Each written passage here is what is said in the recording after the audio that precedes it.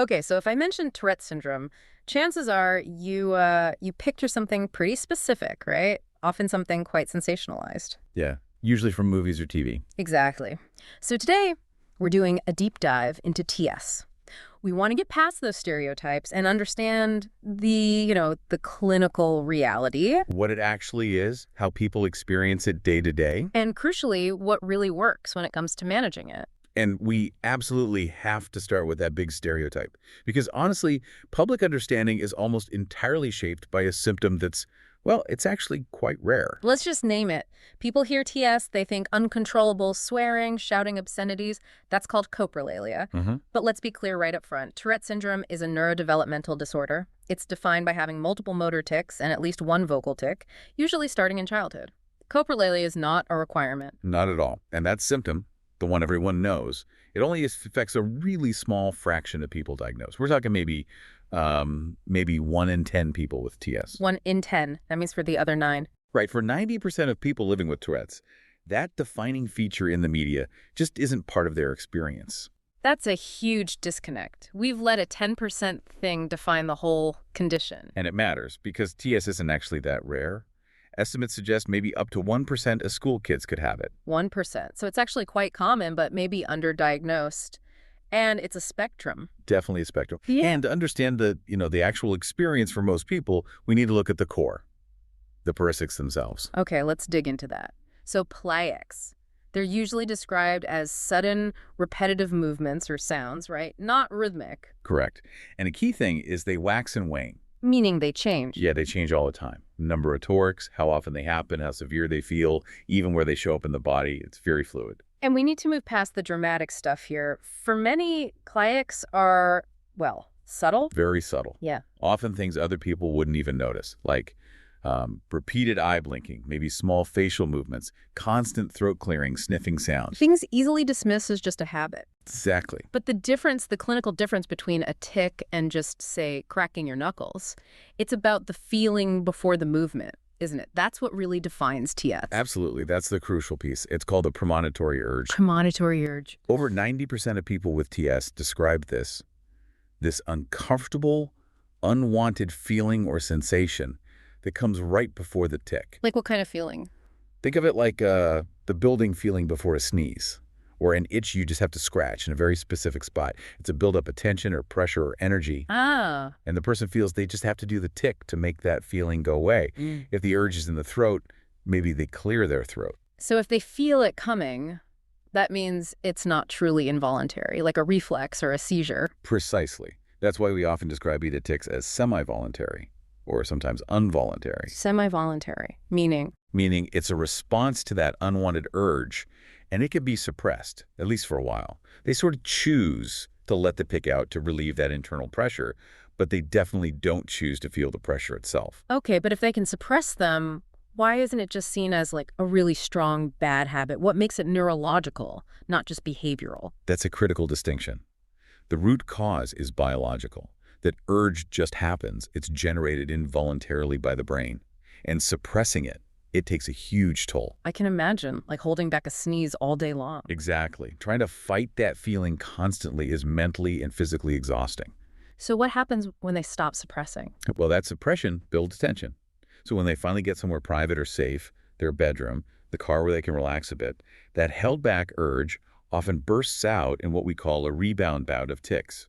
It can be quite severe then. Wow, that sounds draining. It really is a massive drain on mental energy. Okay, so besides the simpler tics like blinking or throat clearing, there are complex tics too. We mentioned coprolalia, the swearing. What else falls into that category? Well, vocally, you can have echolalia that's repeating what someone else just said, or palalia repeating your own words or sounds. Okay. And motor tics. Complex motor tics could include copropraxia, making obscene gestures, or echopraxia, which is imitating someone else's movements. Again, showing the diversity here, but you're saying these complex ones aren't the everyday reality for most. Generally, no. The simpler tics are far more common. Right, and this actually brings us to a really important point. For many people with TS, maybe the tics themselves aren't the biggest struggle. It's It's the other things that often come along with the tics. That's absolutely the clinical reality we see. These co-occurring conditions or comorbidities, they often cause much more difficulty, more impairment than the tics do. So what are we talking about mainly? What are the most common ones? Especially in clinical settings, the two big ones are ADHD, attention deficit hyperactivity disorder, and OCD, obsessive compulsive disorder. Okay. And when we look at people who need specialist care, having these additional conditions strongly predicts more trouble in school, with family, getting along with peers. That makes sense. It's not just the tics causing problems. Right. For example, sometimes you hear about aggressive behaviors or angry outbursts. People might mistakenly think that's the Tourette's, but it's actually much more strongly linked to having ADHD alongside the TS, not necessarily how severe the tics are. Interesting.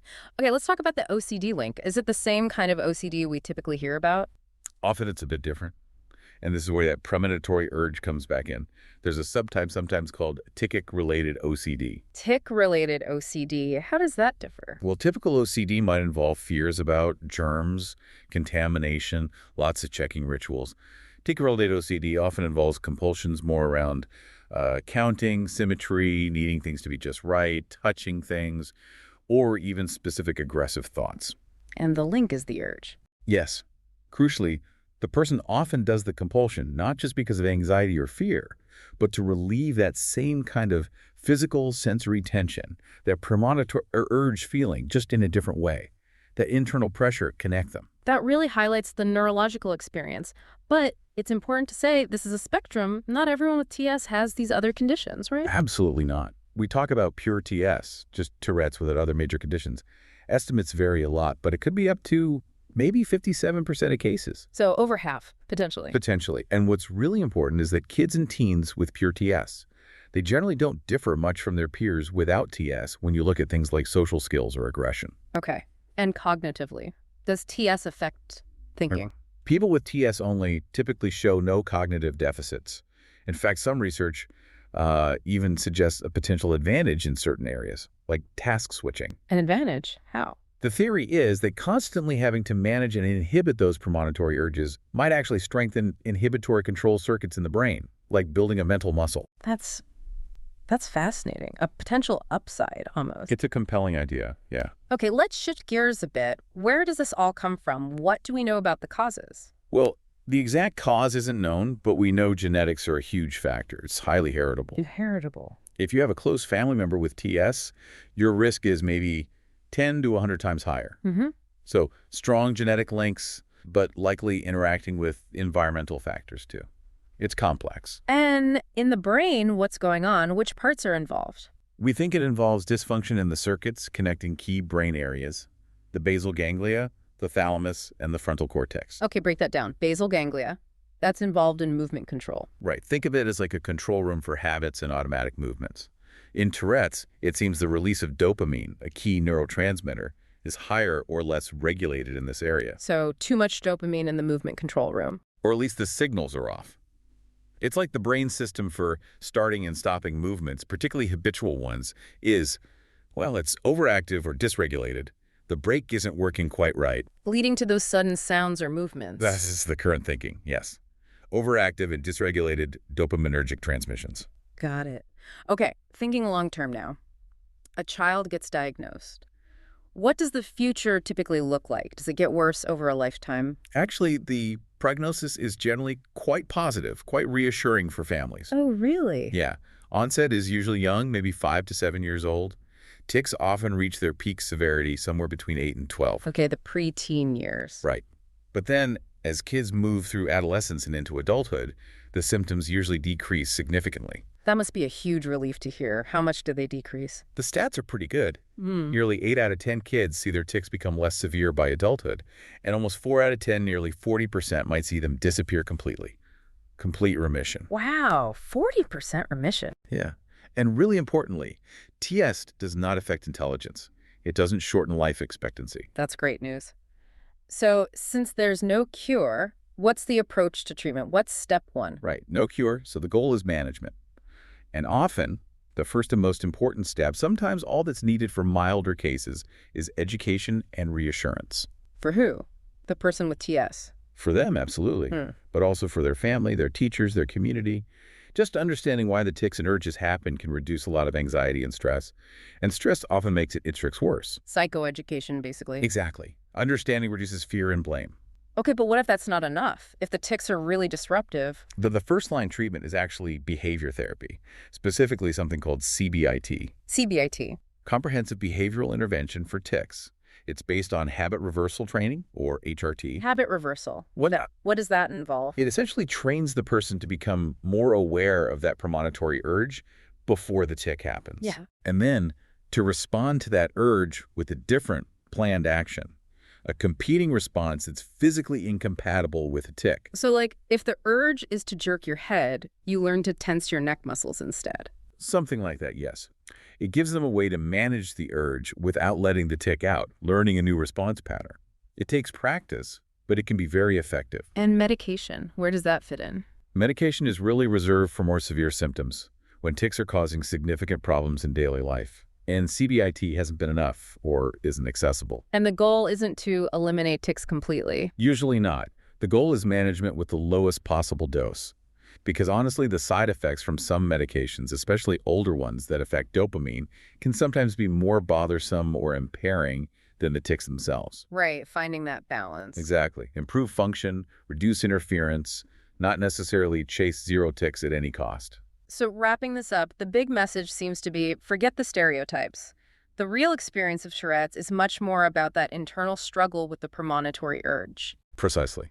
It's a spectrum disorder. Coprolalia is rare, the urge is central. And we've learned that how someone does long-term their quality of life in adulthood, Yeah.